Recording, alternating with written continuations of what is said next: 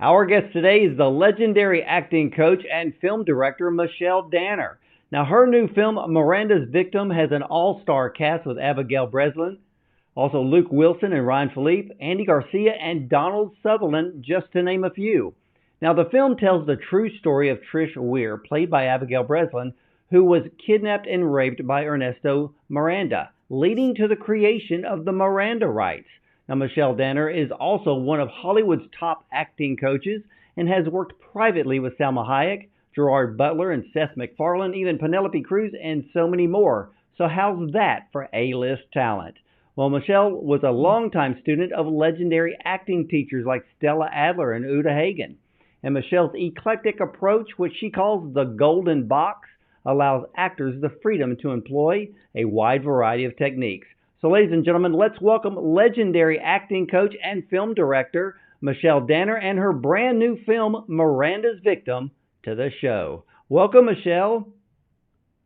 Hi, how are you? Thank you so much for having me. Oh, it's an honor to have you on the program today, and I must have to ask, how did you first get into acting? Well, my father, in the 60s, became the president of the William Morris Agency. I don't know if that had anything to do with it, but we moved to Paris when I was a little girl, and I would play under his desk at the William Morris Agency when all these big stars would come in and share their dreams and talk about their vision boards. But I very early on became absolutely immersed in literature, in theater, in film. I would go to the library and come back with literally 25 books and would devour them all. I would go to the theater all the time. I would mount plays in school. So when I was a teenager and we moved back to New York City and I got a chance to study with, as you mentioned, Stella Adler and Hagen, it's just incredible to study with these extraordinary, iconic teachers that no longer are here, but they passed it on. They passed it on, And I think the goal of anybody that teaches acting is the contribution is to pass it down to the next generation. So I was lucky enough to study with these incredible teachers. You know, I have interviewed some actors who had the opportunity and the honor to study under those like Stella Adler, and there is just something that separates them from the rest, especially the new generation of actors. And they're very articulate, uh, very educated. They educate themselves. So I have a feeling that it has a lot to do with Stella's teaching. But for you, what was it like to study under Stella and Uda? Oh, I mean, I remember an extraordinary class called script interpretation. It was a script analysis class. And as a matter of fact, there's a book, Stella Adler and Ibsen, Chekhov, Strindberg, and it's right out of the lectures, right out of the horse's mouth. And to hear her really break down great text and offer her insights was, I still have my notebooks. The ink looks very old, but I will, worship these books. I learned a lot from her. And of course, I was in, scene study class and technique class with her, with other teachers. In terms of Uta Hagen, her and Herbert Bergdorf, her husband, which I also took classes with him, went down and created HB Studios on Bank Street. And I took lots of classes there with them and with other people. And, it was just a great time in my life because I was innocent. I knew nothing. I was a sponge, so I absorbed it all. Well, how did you become an acting coach? It was very organic. I think I studied so much and I had so much information, and I would constantly be mounting shows with actors that they were asking me, "Can you coach me?"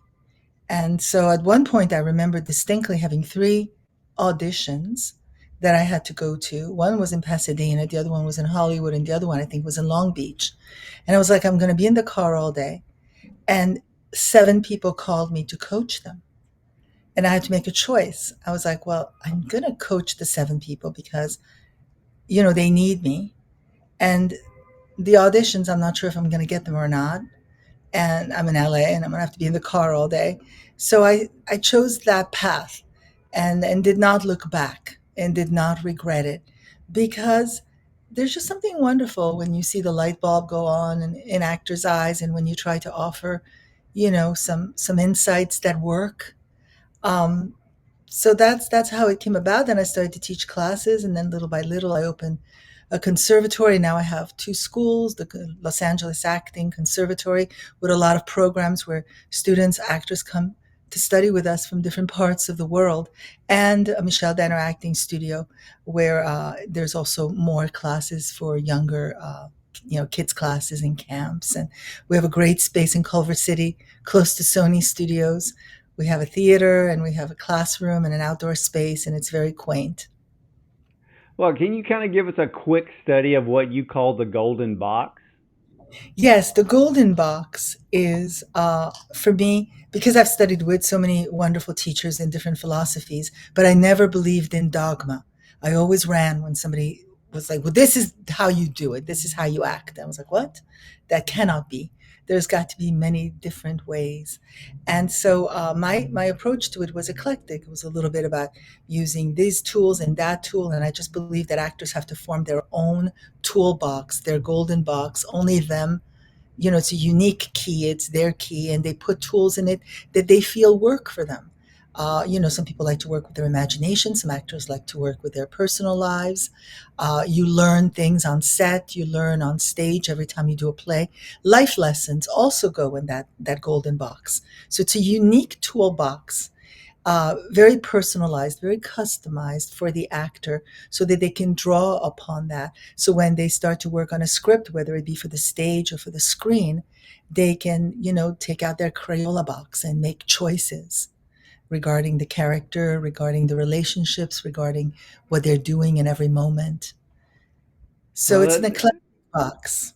yeah, that explains why you're one of the best in Hollywood when it comes to being an acting coach and a teacher. Can you think, if you Thank you. were to pick out one performance in film to be maybe one of the greatest acting performances you've ever seen, who would it be? It's impossible to do that. But of course, the first image that comes to mind would be Meryl Streep in Sophie's Choice. And then in everything else that she's ever done in her life, including Murders in the Building, this last, TV show that she's in. But I have a list. We all have the same list of those extraordinary actors that we would go out of our way to see their work, um, of course. But she comes to mind. I particularly love this movie Heat, when Al Pacino and Robert De Niro sit down at the table and have a face to face, two great giants, acting giants that are sussing themselves out and x-raying each other. Um, I mean, there's so many. Now, of course, this is the season of movies, and there's so much to see. I loved Killers of a Flower Moon last night. I watched The Holdovers. Every day I try to watch, a movie. It's always very inspirational because there's just great movies out there. And then you have to go back in time and you have to make a list of all the classics that you might have missed. Yeah, very, very much so. This is going to be one tough Oscar season, I will say that. And for you being a film director, what is the great advantage for you knowing that you're also an acting coach? So if you're on set and you're dealing with actors, I guess you have uh, a bigger way to get inside of the actors than directors who really have no acting experience at all. Well, I mean, I've been very lucky and fortunate to work with, giants. I mean, Donald Sutherland recently and Andy Garcia and Kyle MacLachlan and so many others, Mireille and us. I mean, actors welcome ultimately a third eye. They welcome, feedback. They want to know, how is this coming across, and if you offer a few things that make sense, I think that they're very happy to hear that. I've had nothing but extraordinary experiences with my actors. Um, Mostly all of them, 99.9. And I love actors. I love the collaboration. I love the conversation. I love the rehearsals. I love the actual doing. And then I love showing them, the afterwards when everything's put together, the jigsaw puzzle, you know Oh, If absolutely. Well, let's talk about this brand new movie. I had the opportunity to watch Miranda's Victim. What attracted you to the screenplay? Well, it was offered to me, and I've been greatly passionate about crime mystery. As a matter of fact, I have to mention it in every interview because I've gotten so much, shit for me watching Datelines and 48 Hours and Forensic Files and every crime mystery you can imagine. And my sisters, my family always made fun of me, and they were like, "Are you still watching those things?" And I'm like, "Well, yes, it's interesting to get into the head of people that act out on their dark side." So it was offered to me, and I was very happy. And I went and I met, and then I didn't hear back for several months. And I know they were interviewing other directors, but ultimately it was meant to be, so it came around to me. They liked my vision, and it was just. It was a great honor to direct a story that had never been told, such an iconic story that changed the way, the law changed the law in America and in other countries. Everybody has a variation. Not everybody, but many countries have a variation of the Miranda rights, and different states have a variation of the Miranda rights. And this was a fight for civil rights liberties. And of course, it brought up people don't know the story. So they don't know who Miranda is. They just know, you're being read your Miranda rights. The last movie I did before, this movie Miranda's Victim was called The Runner, and the first scene in, somebody's being read their rights. You have the right to remain silent. You have the right to, and I never questioned it. I never asked, how did that come about? So this movie, Miranda's Victim, is from the perspective, the point of view of the survivor, which is Patricia Weir, not Miranda. They should rename the law, maybe. But the Miranda rights, it had to do with his rights, but it wasn't to protect the I victim. actually question that because you bring up a very vital point.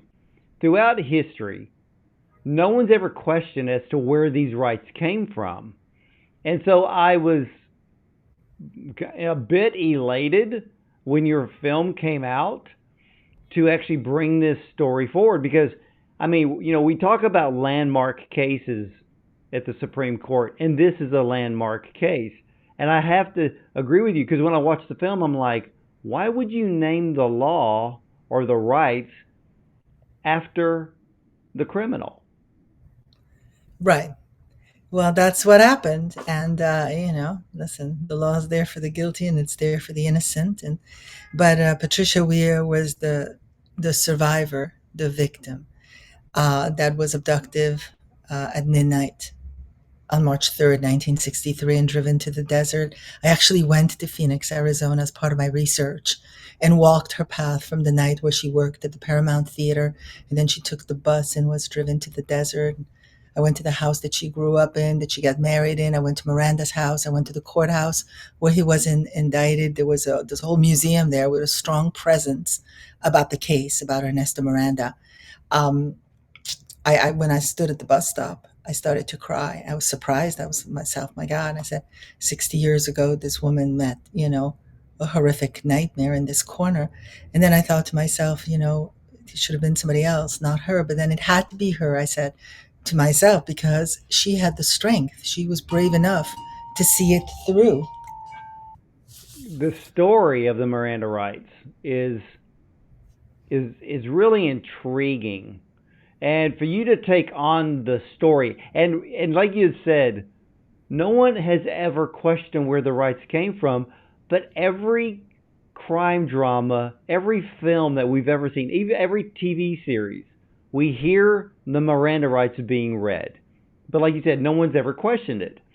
But being that the film is based on a true story and that this story changed our judicial system forever, how did you go about trying to balance both the rights of the victim as well as the perpetrator? Well, I told the story from Patricia Weir, Trish's perspective. But I believe that one is innocent until absolutely proven guilty, and so I didn't take sides. I didn't take sides whether the Miranda ruling, is fair or unfair. I basically, told it from the perspective of the victim, but without taking sides, just objectively telling the story.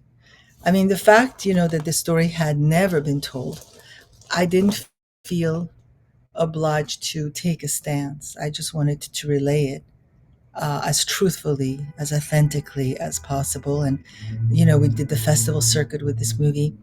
Every screening, there was always one person that asked, how true is this to the story? And it's very true. A lot of the dialogue was even lifted from the court transcripts. So Wow. Well, so it was, did you ever meet Patricia in person? oh yes, she's a lovely lady. She's in her late 70s. We did together the Morning Joe show. We had a big event where we introduced her in New Jersey in October. Um, as a matter of fact, I had the honor to walk her out on the stage. There were about 700 people there that stood for 5 minutes. It was very emotional because she really represents courage. There's a postscript at the end of the movie, as I'm sure you've seen, that for 1,000 crimes, only 5% result in convictions. And so that is a true statistic. And that means, and one of the things that I was so, uh, aware of is that so many women don't come forth with their stories. And so many of them came up to me with tears in their eyes, thanking me for this voice, this story, having given a voice to their story that they were never able to tell. So there are so many more stories, sadly, about sexual assault that we even know. For men and women, of course, this is a story about a woman being sexually assaulted. Um, and it also hit close to home for me. I have somebody very close to me that underwent it. And it wasn't until not too long ago that I realized through an interview that I could also call myself a survivor. I've had several instances in my youth as a teenager where I've encountered assaults, and I think that I did what the mother, the character Ziola, does in the movie. I brushed it under the rug. Of course, I didn't let it define me, which it shouldn't, because if not, that's just a horrible burden to have to carry. But there's no people are. This is not something that goes away. It's a horrific crime that impacts the victim, as Donald Sutherland says, who plays Judge Red. She has to deal with this for the rest of her life. This is not a trauma that magically goes away because the perpetrator gets convicted. Um, And it's that and that terrible. is and that's the very thing that I picked up in the films. Of all the crimes people can commit, it's the act of rape that silences the victims more than any other crime. Um, and I saw the postscript at the end, where only 5 out of 1,000 result in a criminal conviction. I mean, how alarming was that for you to read? It's unfathomable to think that there's so much terror and shame and very complex on many levels that women don't come forth. And if they do come forth, the risk is that they're not believed. I mean, in this case, the police, the detectives were trying to uncover the truth, but they still asked about doing a lie detector test, which prompts Ziola, the mother, to say, you see, nothing has changed in all these years. They don't believe you.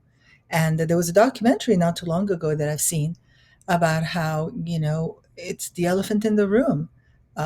Men, protect other men that may have committed these crimes, and a lot of people don't face justice. So this movie about justice really spoke to me.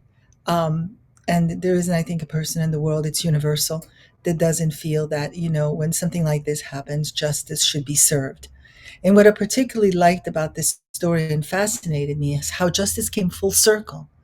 At the end, he did get his finger chopped off. If there hadn't been all that talk back and forth between the finger versus the penis, and he karmically gets his finger chopped off, and then he meets his demise because, I mean, at the end of the day, he doesn't serve his full term. He gets out early. He gets out after 8 years.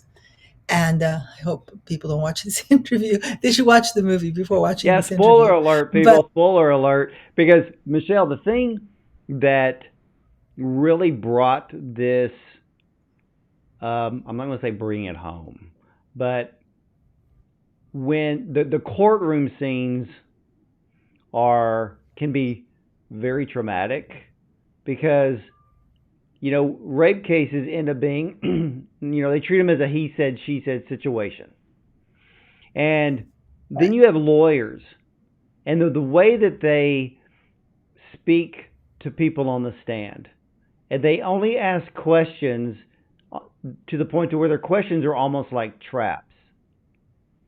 And then the victim has to not only relive it, but then here she is the victim, but certain lawyers turn around and almost pointing the finger and blaming her that the whole situation even happened, which is why so many Right. women stay silent.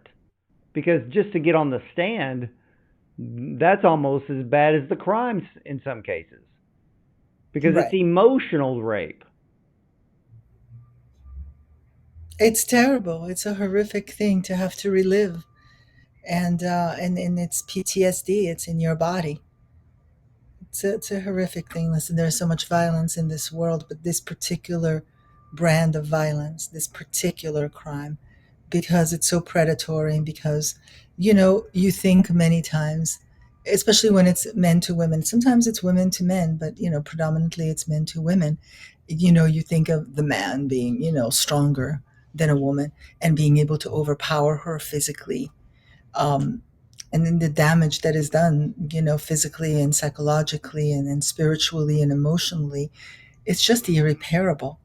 And that's what's it's really sad. I mean, you can sweep it under the carpet. Like I said earlier, somebody very close to me, was raped when she was 16. And she decided to not deal with it. She swept it under the carpet, but it dealt with her. Because that's the thing, when that kind of trauma, don't want to deal with it, it ends up dealing with you. That's so true. Now, has the Me Too movement gained any traction, or has it just quietly died into the sea of clickbait headlines? Oh, no, I don't think it's died. I mean, look what's happening recently. Definitely has not died. And it was a necessary movement. It was necessary. Women had to speak out. There's no question about it. It bubbled, it bubbled until the vase tipped over. Uh, no, I think that it maybe did quiet down, a year ago or 2 years ago, and you felt that it did. There was a sense that it did. But in fact, look at what's happening this last year. It certainly didn't. And rightly so, because when a crime is committed, uh, the criminal, the perpetrator, should pay the price for the pain that they've inflicted. Well, absolutely. I mean, when I watched the courtroom scenes in the movie, um, those scenes are some of the most powerful scenes in this film. And, in court, many of the victims become even more victimized just by being on the stand. And you showed that. Um, and of course, this was the 1960s. You don't think that that type of scene would deter a woman from coming forward? Um, well, no, because I mean, she prevails, right? That's And right. also, it's the 1960s. It's over 60 years ago, and that somebody could be so strong and defy, society's rules, defy, like the mother said, you will become damaged goods if you speak out. And yet she goes against her mother that she respects and loves. Her mother is like everything. It so happens that in this case, she's supported by her sister, which meant everything to her. And ultimately, her mother does come around because we discover something about her mother. Um, so I think at this point, I've given so much away that No, if well, people well, want, well, let me ask you this. Let's get into the filmmaking process. When with Abigail playing the lead role and you being the director, um, what did you do to help her? Because this is a very intense role.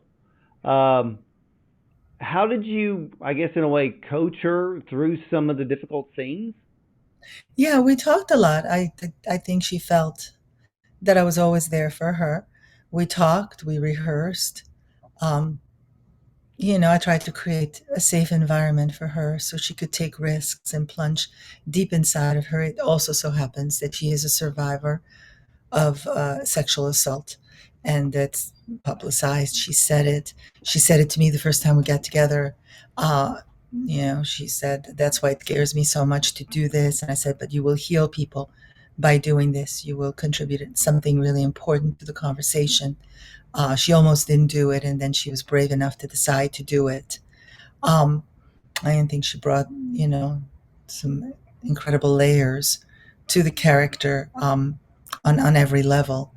But yeah, we had such a great relationship working together on this one that after Miranda's Victim, I shot another movie, a comedy called The Italians, and about love and forgiveness and great Italian food, and she's in it, and she's great in it as well. But it's completely different genre of movie.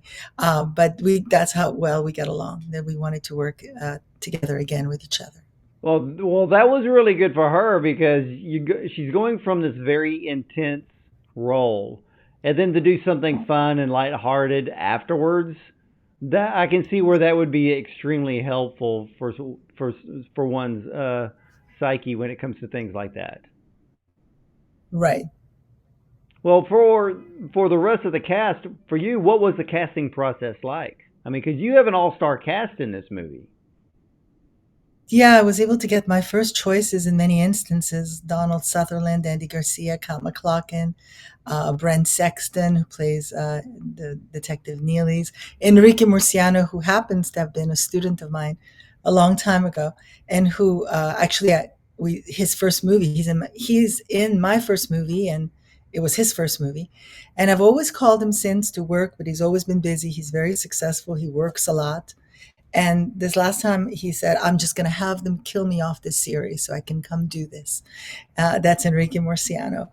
And, Emily Van Cam and Josh Bowman and Dan Lauria, who I've worked with before, and Taryn Manning and Nolan Gold. And I mean, Luke Wilson, Ryan Phillippe. Yes, I've been very lucky to have these actors come and be part of this important story and lend their immense talent to it. It's been, a journey like beyond. It never escaped me one single day on set. It's like, how did I get this great cast to come do this? Well, I loved the synergy between Luke and Ryan in this film. Uh, they're adversaries. They're trying to protect and fight for the rights of their own clients. But the way that they Right. butt heads, and I mean, it's almost like even when I was watching it, sometimes there were times where I just wanted to punch Ryan in the face. Well, I mean, he was true to who that person was. That John Flynn, a historical figure, held court. I mean, he was like the lawyer of the time. He was a star. He was bombastic. He was flamboyant, and he won mostly all his cases, except in this case. Yeah, I mean because and I kind of wondered about that, because being that the film was based in the '60s, how you were able to find out what the persona was and the personality of some of these characters, and to really bring, their own truth to life, and to see Ryan play that part. I mean, he played it to a T.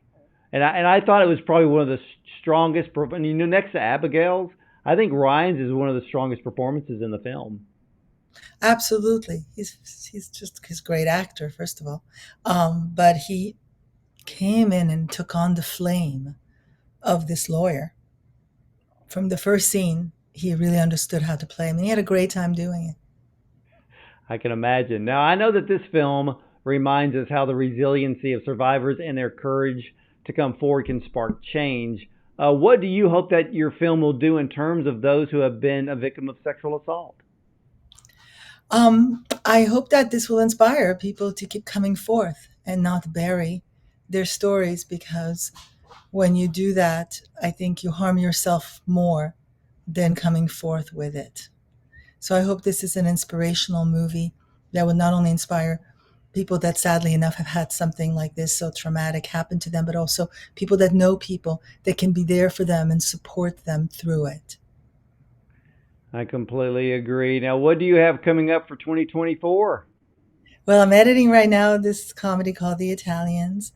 I'm attached to several movies, one of them a science fiction thriller called Helios, another one called Party Crasher, and we'll see how, it's always the actor that's available, the financing in place, is it ready to go, and it's always that. Well, you are always welcome back, and we look forward to seeing all of those brand new films coming from your direction, and we would love to have you back and talk about each and every single one of them. Thank you very much for having me. Have a wonderful holiday. Happy New Year. You do the same, Michelle. And ladies and gentlemen, the feature film Miranda's Victim is about the most famous rape case in American history that led to one of the most influential Supreme Court decisions in the modern era. But few people know the real story behind the Miranda Rights, with the profound suffering and bravery of one woman whose pursuit of justice changed America forever.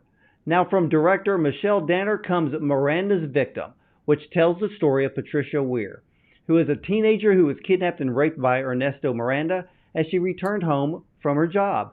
And it was the early 1960s when rape victims were often shamed into silence and legal recourse seemed impossible. But Patricia bravely stood up and helped bring her assailant to justice.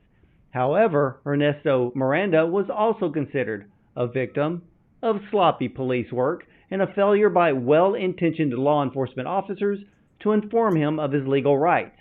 This case eventually gets to the Supreme Court, who order Miranda's release based on the now critical technicality.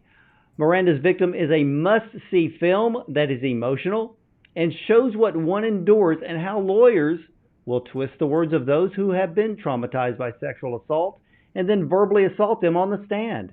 Well, Patricia Weir is a hero.